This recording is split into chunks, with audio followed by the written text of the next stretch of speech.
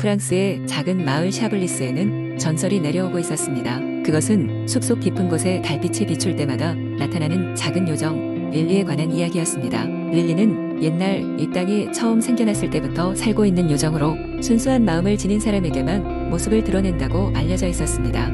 어느 날 샤블리스 마을의 어린 소녀 엘로이즈는 오래된 책에서 릴리의 전설을 읽었습니다. 그녀는 호기심에 가득 찬 마음으로 달이 가장 밝게 빛나는 날 밤 숲속으로 모험을 떠나기로 결심했습니다. 엘로이즈는 작은 랜턴과 마련한 도시락을 가방에 넣고 모험을 시작했습니다. 숲은 달빛으로 은은하게 빛나고 있었고 소녀의 숨소리와 함께 작은 바람소리가 들렸습니다. 엘로이즈는 발걸음을 조심히 옮기면서도 마음속에는 릴리를 만날 수 있을 것이라는 기대감이 커져갔습니다. 그렇게 몇 시간을 걸어가던 중 그녀는 종소리처럼 아름다운 웃음소리를 들었습니다.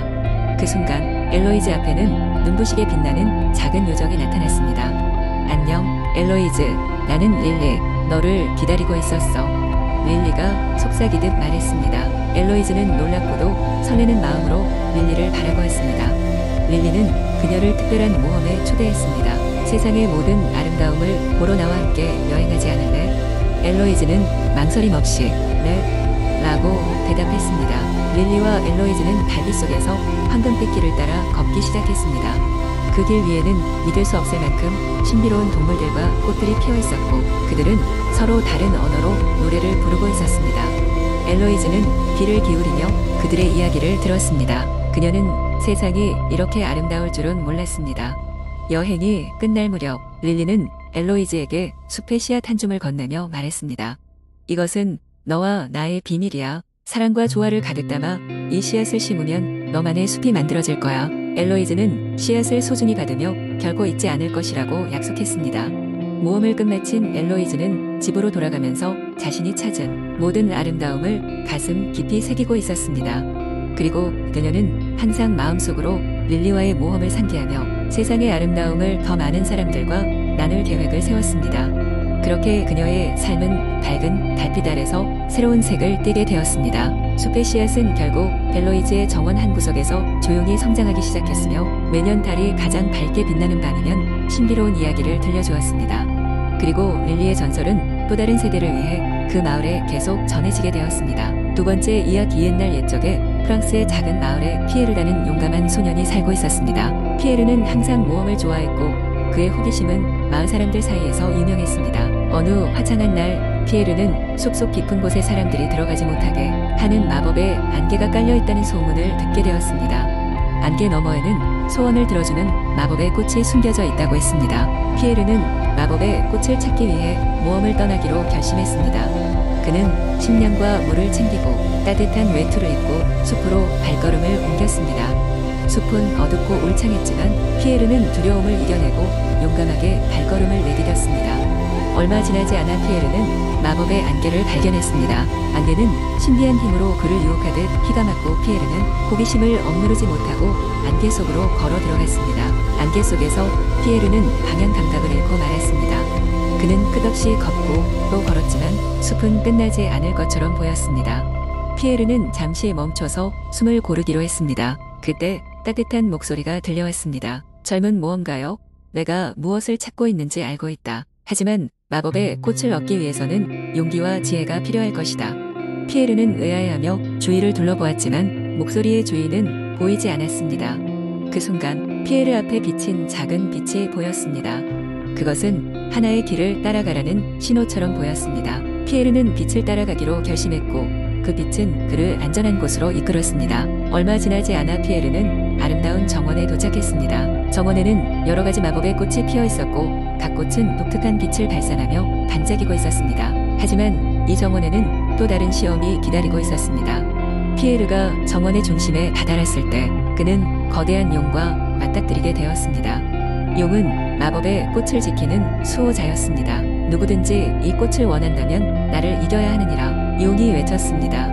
피에르는 잠시 두려워했지만 자신의 용기를 믿고 지혜를 발휘하기로 결정했습니다. 용과의 대결은 격렬하고 치열했습니다. 피에르는 주변 환경을 이용하여 용을 피하고 공격을 피해 나갔습니다. 결국 피에르는 용의 약점을 발견하고 그 약점을 공략하여 승리를 거둘 수 있었습니다. 용은 피에르의 용기와 지혜를 인정하며 마법의 꽃을 피에르에게 건네주었습니다. 피에르는 마법의 꽃을 가져와 마을로 돌아왔습니다. 그는 그 꽃의 힘을 사용하여 마을에 평화를 가져다 주었고 마을 사람들은 그의 용기와 모험담을 칭송했습니다. 피에르는 마법의 모험을 통해 더 큰 지혜와 용기를 얻게 되었고 그의 이야기는 오랜 세월 동안 프랑스 전역에서 전해지게 되었습니다. 세 번째 이야기. 옛날 옛적 프랑스의 시골 마을에 작은 방울이라는 아이가 살고 있었습니다. 방울이는 언제나 모험을 꿈꾸며 자라왔고 마을 사람들에게 널리 알려진 빛의 숲을 여행해 보고 싶어 했습니다. 빛의 숲은 아름다운 자연경관과 신비로운 생명체들이 사는 곳으로 유명했지만 그만큼 길을 잃기 쉬워서 많은 사람들이 쉽게 접근하지 못하는 신비로운 장소로 남아 있었습니다. 어느 날 방울이는 마을 장터에서 우연히 오래된 지도를 발견하게 됩니다. 낡고 해진 이 지도는 빛의 숲으로 가는 길을 자세히 설명하고 있었습니다. 방울이의 가슴은 설렘으로 가득 찼고 그는 이 모험을 떠나기로 결심합니다.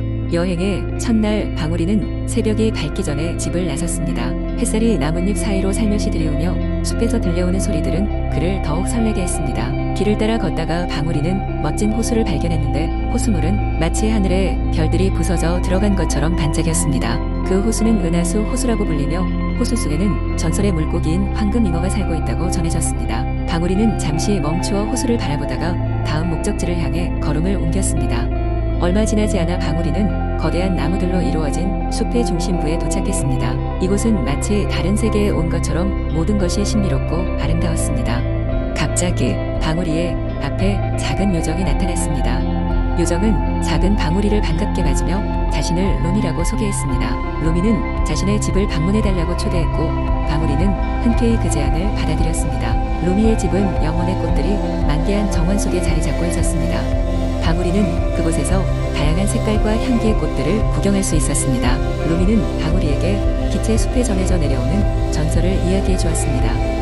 그 전설에 따르면 숲의 심장부에는 오래된 나무 정령이 잠들어 있으며 정령이 깨어나면 숲 전체가 더욱 빛나면서 사람들에게 행운을 가져다 준다고 하였습니다. 방울이는 그 이야기에 매료되어 정령을 만나고 싶어졌습니다. 다음 날 아침 루미의 안내를 받아 방울이는 숲의 심장부를 향해 갔습니다.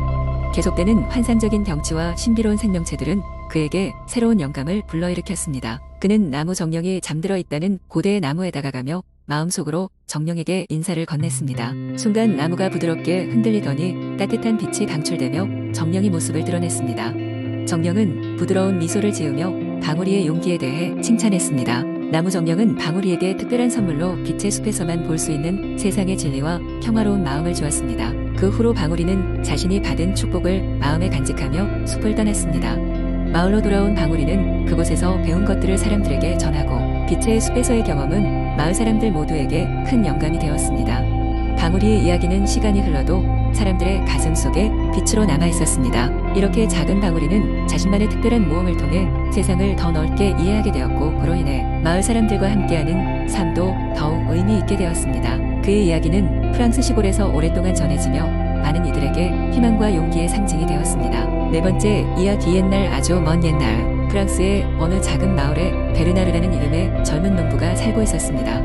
베르나르는 날씨가 좋든 나쁘든 언제나 열심히 일하는 근면한 사람이었습니다. 그는 마을에서 가장 아름다운 채소와 꽃을 재배하기로 유명했습니다. 그의 정원은 항상 다양한 색상과 향기로 가득했습니다.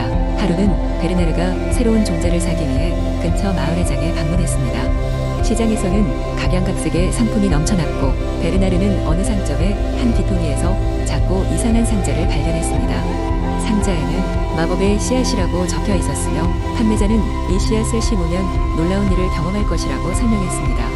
그 말을 들은 베르나르는 호기심이 발동해 씨앗을 사기로 결심했다. 그가 집으로 돌아와 씨앗을 심었을 때 곧바로 그 무엇과도 비교할 수 없는 신비로운 광경이 펼쳐졌습니다. 씨앗은 하룻밤 사이에 거대한 나무로 성장했고 그 가지 끝에는 황금빛 과일이 주렁주렁 열려 있었습니다. 그러나 이 과일은 단순한 과일이 아니었습니다. 과일 하나를 먹으면 가장 깊은 소원을 이룰 수 있는 놀라운 능력이 있었던 것입니다. 마을 사람들은 베르나르의 정원에서 나무의 존재를 알게 되자 소원을 이루기 위해 하나둘 찾아오기 시작했습니다. 베르나르는 나무의 힘을 남용하지 않기 위해 규칙을 만들고 마을 사람들에게 나눠줄 과일을 신중하게 결정했습니다.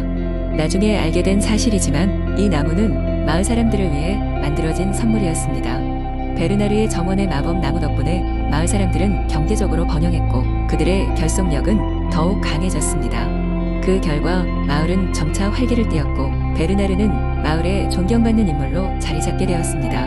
이렇게 베르나르와 그의 마법 정원의 이야기는 프랑스 전역에 퍼지며 전설로 남았습니다. 마을 사람들은 서로를 더욱 배려하고 협력하며 따뜻한 이웃 공동체를 이루게 되었고 모든 것은 베르나르의 너그러운 마음에서 시작된 일이었지요. 마법의 씨앗과 정원의 이야기로부터 전해지는 교훈은 바로 무한한 욕심보다는 넉넉함과 공동체 정신이 중요하다는 것이었습니다. 정원은 시간이 지나도 여전히 푸르고 아름답게 유지되었고 그로 인해 마을은 행복이 넘치는 장소로 기억되었습니다.